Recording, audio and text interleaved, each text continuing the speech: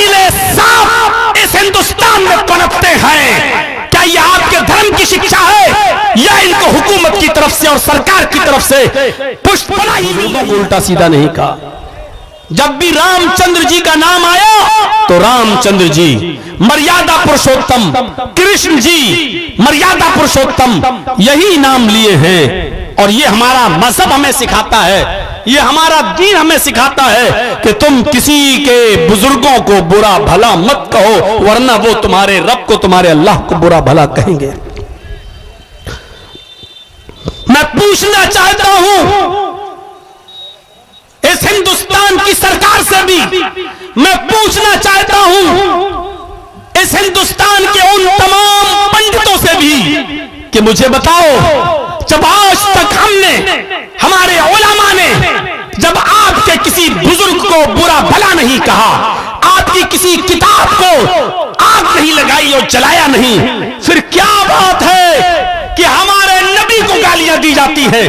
پھر کیا بات ہے کہ ہمارے رسول پر انگلی اٹھائی جاتی ہے؟ پھر کیا بات ہے کہ ہمارے نبی کو بہت بڑا مجرم قرار دیا جاتا ہے اور نرسنگھانند جیسے زہریلے سانپ اس ہندوستان میں پنپتے ہیں؟ کیا یہ آپ کے دھرم کی شکشا ہے یا ان کو حکومت کی طرف سے اور سرکار کی طرف سے پشت پناہی مل رہی ہے، شہ مل رہی ہے کہ ہم تمہیں گرفتار کریں گے دکھانے کے لیے؟ حقیقت میں وہ گرفتاری نہیں ہوگی، بلکہ تمہاری سیکورٹی ہوگی، تمہاری حفاظت ہوگی۔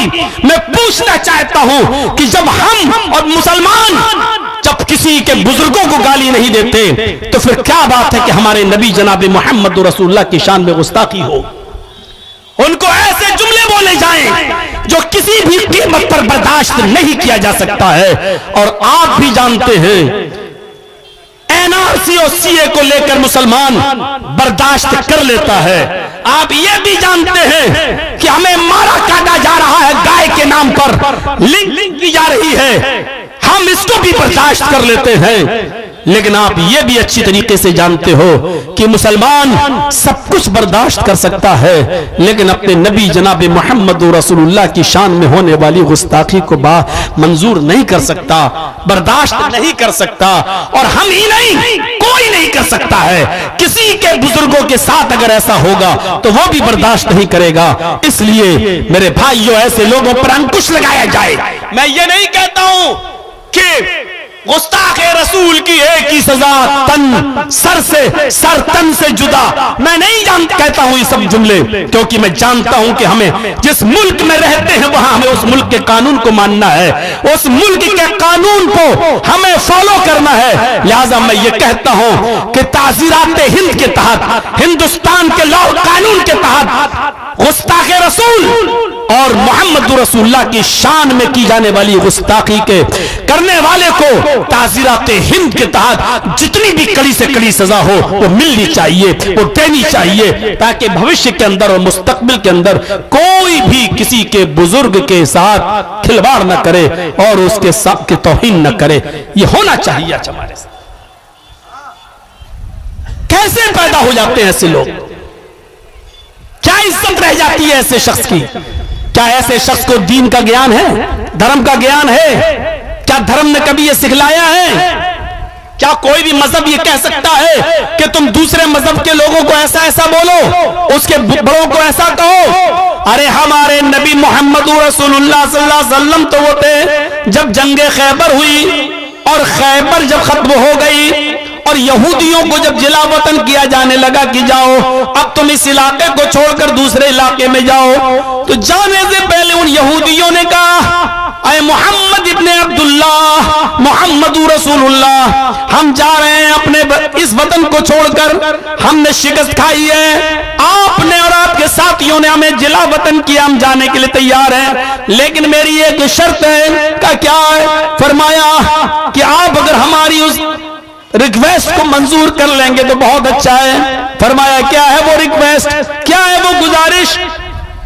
فرمایا اے اللہ کے نبی صلی اللہ علیہ وسلم، آپ کے ساتھیوں نے، آپ کے صحابہ نے جنگ کے دوران ہمارا جو مال لوٹا ہے ہمیں وہ واپس نہیں چاہیے، जो सामान लूटा है वो भी हमें वापस नहीं चाहिए, जो बर्तन लूटे वो भी हमें वापस नहीं चाहिए, जो भी उन्होंने लूटा, मेरी माल, मेरी दौलत, मेरे घर मकान, हमें वापस नहीं चाहिए। माल गनीमत के तौर पर वो सब आप ले लीजिए, हमें नहीं चाहिए। लेकिन हम मूसा अलैहिस्सलाम को मानते हैं, हमारा ईमान है उन पर, और उन पर जो किताब नाजिल हुई थी तौरात, आपके साथियों ने हमारे तौरात के नुस्खे भी लूट लिए, हमारे तौरात की किताबें भी ले लिए, तौरात भी उन्होंने लूट लिया हमारे सामान के साथ साथ। हम चाहते हैं जाने से पहले हमें हमारी तौरातें वापस कर दी जाएं, जो लूटे हुए नुस्खे वो हमें दे दिए जाएं। इमाम कायनात जनाब मोहम्मद रसूलुल्लाह सल्लल्लाहु अलैहि वसल्लम की आंखें सुर्ख हो गई।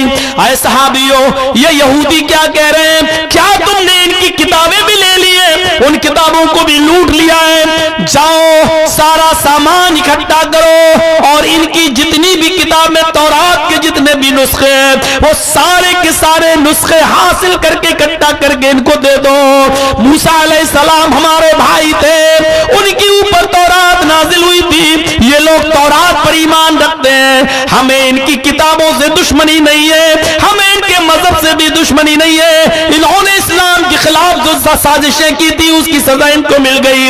अपने मजहब पर ये खुलकर अमल करें, अपनी किताबें ये खुलकर पढ़े, अपने गिरजाओं में ये खुलकर इबादत करे, हमें इनसे कोई एतराज नहीं है। लिहाजा इनकी किताबें, इनके तौरात इनको दे दिए जाए। आपने उनकी किताबें वापस कर दी। आए गोदी मीडिया के एंकरो, ये मोहम्मद रसूलुल्लाह का अदल था, ये नबी अकरम सल्लल्लाहु अलैहि वसल्लम का इंसाफ था। इस भारत के अंदर गौर करो, वो लोग क्या अदल करेंगे जो एक तबके को और मुसलमानों के दिल को जलाने के लिए भरे बाजार में कुरान को जला देते हो ताकि मुसलमानों में आग लगे, भड़के और दंगा हो। हमारी किताब कुरान के औराक को फाड़ कर मार्केटों में डाला जाता है, हमारी किताब कुरान को जलाने की कोशिश करके उसको राख बनाकर हवा में उड़ाया जाता है। गौर कीजिए, जहां ऐसे ऐसे मामलात आते हो उनको मोहम्मद रसूलुल्लाह से सीखना चाहिए कि अल्लाह के नबी ने उन यहूदियों को तौरात के नुस्खे वापस करवा दिए। जब रात हो गई, कहने लगे अल्लाह की नबी रात हो गई है, मैं सुबह चला जाऊंगा, सुबह चला जाऊंगा, रात सोने के लिए हमें जगह दिलवा दीजिए, हम सुबह होते ही होते आपका इलाका, आपकी बस्ती छोड़ देंगे। कोई महफूज जगह नजर नहीं आई तो अल्लाह के नबी ने सहाबा को हुक्म दिया, इन यहूदियों को मस्जिदों में ले जाओ और वहीं पर सुला दो, इसलिए कि मस्जिदों से ज्यादा सुरक्षित और महफूज जगह इनको सोने के लिए नहीं मिलेगी।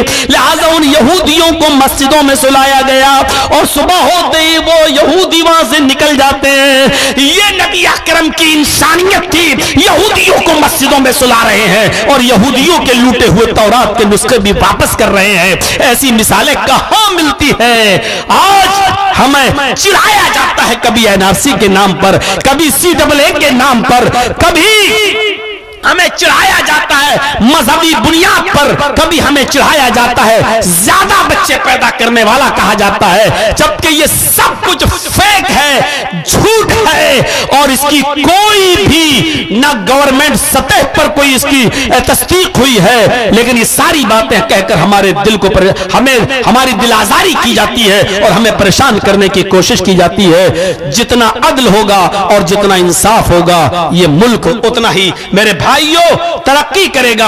हमें और आपको सोचना चाहिए और गौर करना चाहिए कि अदल क्या है और इंसाफ क्या है। अल्लाह कुरान क्या कहता है? मन कतल नफ्सन बिगैरि नफ्सिन औ फसादिन फकअन्नमा कतल अन्नास जमिया। उस मजहब को तुम दहशतगर्द कहते हो, उस मजहब को तुम आतंकवाद से जोड़ने की कोशिश करते हो, जिसकी तालीम ही हो कि जिसने किसी एक इंसान को कत्ल कर दिया, मुसलमान नहीं, यहूदी नहीं, ईसाई नहीं, जिसने किसी भी एक इंसान को, चाहे वो हिंदू हो या मुसलमान हो या ईसाई हो या जैनी हो, बुद्धिस्ट हो, सिख हो, कोई भी हो, अगर एक इंसान को उसने कत्ल कर दिया बिगैर नफ्सिन औ फसादिन, उसका कोई गुनाह नहीं था, اس نے کسی کا قتل بھی نہیں کیا تھا اور فساد بھی نہیں مچایا تھا. ایسے انسان کو اگر کسی نے قتل کر دیا تو اللہ کے نبی فرماتے ہیں فَقَتَلَ النَّاسَ جَمِيعًا, اس نے ایک انسان کو قتل نہیں کیا, فَكَأَنَّمَا قَتَلَ النَّاسَ جَمِيعًا, وہ ساری دنیا کی انسانیت کا قاتل ہے. ایک انسان کے قتل کو ساری دنیا کے لوگوں کا اور ساری انسانیت کا قتل قرار دیا ہے. دنیا کا کوئی مذہب ہمیں دکھاؤ جو یہ کہتا ہو ایک انسان کے قتل کو ساری انسانیت کا قتل, کہاں ملے گا؟ یہ انسانیت تھی. جرجیس صاحب روزے سے ہیں اور جرجیس صاحب کے پڑوس میں ہندو رہتا ہے, سکھ رہتا ہے, عیسائی رہتا ہے, اور اس پڑوسی کو آپریشن ہونا ہے. 4 بج چکے ہیں, روزہ کھولنے میں ابھی 2 گھنٹہ باقی ہے, لیکن ڈاکٹر نے کہہ دیا کہ جرجیس صاحب آپ کے باڈی میں جو بلڈ ہے وہی اس پڑوسی کو چاہیے. آپ کا بلڈ اس کے بلڈ سے ٹچ ہے, اگر ایک بوتل بلڈ اگر ابھی اس کو نہیں ملا تو وہ مر جائے گا. اب جرجیس کا مذہب اسلام یہ کہتا ہے کہ جرجیس صاحب اسی وقت روزہ توڑ دیجئے, توڑیے, اپنے ہاتھ کو پیش کیجئے اور ڈاکٹر سے بوتل بلڈ نکلوائیے اور اس پڑوسی کی, چاہے وہ ہندو ہو, چاہے وہ سکھ ہو, چاہے وہ عیسائی ہو, اس کو دیجئے, اس کو جیون دان دیجئے, اس کو زندگی دیجئے. اس لیے کہ روزے کی قضا تو بعد میں بھی پوری کی جا سکتی ہے, لیکن اگر اس کی جان چلی گئی تو دوبارہ نہیں آئے گی. اگر بچا سکتے ہو تو یہ کام کرو. یہ انسانیت ہے, یہ ہمیں اسی مذہب نے بتایا ہے. اس لیے کودی میڈیا کے ہڈیوں پہ پلنے والے اینکروں سن لو, اسی لیے میں کہتا ہوں کہ جرجیس کی نظر میں اسلام سب سے بڑا ہے, کیونکہ انسانیت کا سب سے بڑا سبق ہمیں اسلام نے دیا ہے. ہمیں اسلام نے بتایا ہے کہ روزہ توڑ دو لیکن اس کی جان بچاؤ. 1 ml 2 ml بلڈ نکالنا وہ الگ بات ہے, چلو بلڈ کی جانچ ہونا ہے, ڈینگو کی جانچ ہونا ہے, وہ ایک الگ چیز ہے, روزہ نہیں ٹوٹے گا. لیکن ایک بوتل نکلوانا ہے, 250-300 ml بلڈ دینا ہے اور اس کی جان بچانا ہے, تو اتنا زیادہ بلڈ نکالنے کے بعد تو روزہ ٹوٹ جائے گا. لہٰذا اس روزے کو توڑ دو, اس کی قضا بعد میں کر لینا, لیکن اس یہودی کی, اس عیسائی کی, اس مسلمان کی یا اس ہندو کی جان کو بچانا اس وقت ضروری ہے. یہ اسلام ہمیں سبق دیتا ہے, یہ اسلام ہمیں سکھاتا ہے. اس لیے اسلام نے ہمیں بتایا ہے کہ انسانیت کیا ہے. محمد رسول اللہ صلی اللہ علیہ وسلم کو پتا چلا ایک یہودی بچہ میری خدمت کرتا تھا, وہ بیمار ہو گیا. بخاری شریف کا واقعہ ہے, اللہ کے نبی اس 12 سال کے بچے کو دیکھنے کے لیے گھر پہ چلے گئے. اس یہودی بچے کے پاس بیٹھ گئے, وہ آخری سانسیں لے رہا تھا, آخری سانسیں, اور برابر اللہ کے نبی صلی اللہ علیہ وسلم کو دیکھا جا رہا تھا اور سانس اس کی اٹکی ہوئی تھی. اللہ کے نبی صلی اللہ علیہ وسلم نے اس یہودی بچے کے سر پہ ہاتھ رکھا اور کہا, بیٹے قل لا الہ الا اللہ, لا الہ الا اللہ کہہ دو. بیٹا لا الہ الا اللہ پڑھ لو. اس نے اپنے باپ کی طرف دیکھا, اس یہودی بچے نے اپنے باپ کی طرف دیکھا, یعنی میرے باپ کہیں ناراض تو نہیں ہوں گے. باپ کو معلوم تھا کہ بیٹا بچپن سے نبی کی خدمت میں لگا ہے اور وہ بار بار کہہ بھی چکا تھا کہ ابو محمد رسول اللہ بہت اچھے ہیں, میں ان کے پاس جاؤں گا, ان کی باتیں ہمیں اچھی لگتی ہیں, میں بھی اسلام لانا چاہتا ہوں. لیکن باپ کے ڈر سے وہ اور ڈانٹ سے وہ اسلام نہیں لاتا تھا. آج وہ اپنے باپ کو پھر دیکھ رہا ہے. باپ نے اشارے سے کہہ دیا, بیٹے تمہارا دل جس پر مطمئن تھا وہی کرو. تم اس سے پہلے بھی محمد رسول اللہ کی باتوں کو مانا کرتے تھے, آج بھی مان لو. باپ نے جب اجازت دے دی تو اس بچے نے ہنستے ہوئے کلمہ پڑھ لیا, لا الہ الا اللہ محمد رسول اللہ. اس بچے کی زبان سے یہ کلمہ نکلا اور وہ بچہ انتقال کر گیا. اس بچے کی ڈیتھ ہو گئی. نبی اکرم صلی اللہ علیہ وسلم کے آنکھوں میں آنسو آئے, لیکن آسمان کی طرف نظر ڈالتے ہوئے فرمایا الحمدللہ الذی انقذہ من النار. تمام تعریفیں اس اللہ کے لیے ہیں جس نے مرنے سے پہلے اس بچے کو جہنم کی آگ سے بچا لیا, مرنے سے پہلے اس بچے کا انتقال, اس کا خاتمہ توحید پر فرمایا. تمام تعریفیں اس اللہ کے لیے ہیں جس نے اس بچے کو جہنم کی آگ سے محفوظ کر لیا. تو میں کہنا یہ چاہتا تھا میرے بھائیوں کی محمد رسول اللہ یہودیوں کی بھی تیمارداری کیا کرتے تھے, یہاں تک کہ چھوٹے چھوٹے بچوں کی بھی عیادت کرنے میں آپ کو عار نہیں آیا کرتی تھی, آپ شرم محسوس نہیں کرتے تھے. یہی تو انسانیت ہے. آپ ہندو بھائیوں کے اور یہودی اور عیسائیوں کی عیادت میں بھی جا سکتے ہیں, آپ ان کو دیکھنے بھی جا سکتے ہیں, ان کی مدد بھی کر سکتے ہیں, ان کو پھل فروٹ بھی لے کر دے سکتے ہیں. بلکہ اگر کوئی غیر مسلم بھائی آپ کا دوست ہے اور انتقال کر گیا تو آپ اس کی میت میں اس کے پیچھے پیچھے بھی جا سکتے ہو, یہاں تک کہ اگر اس کو جلایا جاتا ہے تو آپ شمشان گھاٹ بھی جا سکتے ہو. ہاں اتنا ضرور ہے کہ آپ اس میں شامل ہو سکتے ہو, لیکن آپ اپنے ہاتھ سے لکڑی لے کر اس آگ کو, اس میت کو, اس کو جلا نہیں سکتے, اس لیے کہ اتھارٹی اللہ کے رسول نے آپ کو نہیں دی, اسلام آپ کو یہ نہیں دیتا.